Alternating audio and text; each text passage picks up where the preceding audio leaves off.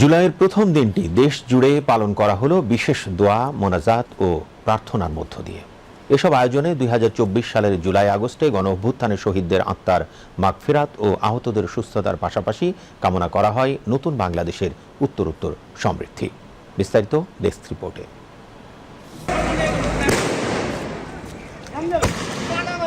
আজ পহেলা জুলাই।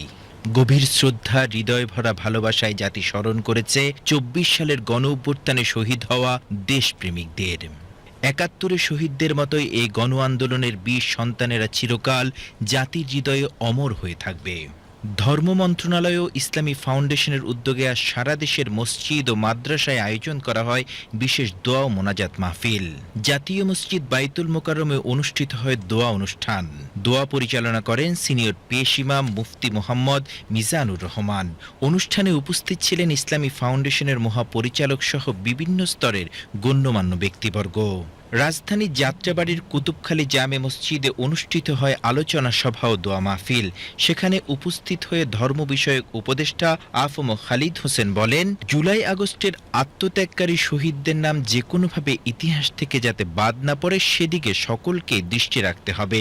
তিনি জানান, শহীদদের কবর চিহ্নিত করে বিশেষ নামফলক স্থাপনের পরিকল্পনা করছে সরকার। এই জুলাই বিপ্লবে যারা শহীদ, যারা আহত, তারা আমাদের সূর্য সন্তান, তাদের আমাদের আলোকিত সন্তান। সারাটি জীবন আমরা তাদেরকে মর্যাদার সাথে স্মরণ করব, এদের নাম যাতে স্মরণীয় বরণীয় হয়ে থাকে। এমনকি আমরা এটাও সিদ্ধান্ত নিয়েছি, এই শহীদদের কবরগুলো যাতে অযত্ন অবহেলায় কবরস্থানে পড়ে না থাকে, এর জন্য একটু চিহ্নিত করে দেওয়া, ইট দিয়ে ফলক দেওয়া, যাতে মানুষ তাকে চিনতে পারে স্মরণীয় বরণীয়। সব ধর্মাবলম্বী নাগরিকরাও শহীদদের স্মরণে অংশ নেন প্রার্থনায়। বিকেলে ঢাকেশ্বরী জাতীয় মন্দিরে অনুষ্ঠিত হয় বিশেষ এক প্রার্থনা অনুষ্ঠান। উপস্থিত ছিলেন প্রাথমিক ও গণশিক্ষা মন্ত্রণালয়ের উপদেষ্টা অধ্যাপক ডাক্তার বিনাক রঞ্জন রায় পোদ্দার। শহীদদের আত্মত্যাগী আমাদের পথ দেখায়, ধর্ম বর্ণ নির্বিশেষে সবাইকে এক করে।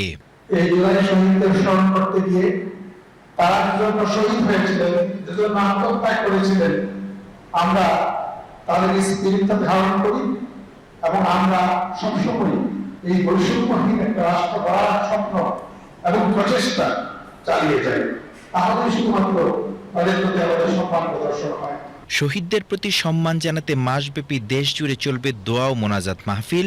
শুধু আনুষ্ঠানিকতারই নয়, এ যেন জাতির প্রতিশ্রুতি নতুন করে গড়ে তোলার এক নিবিড় ন্যায়ের পথে এগিয়ে চলা Bangladesh. News desk, VTV news.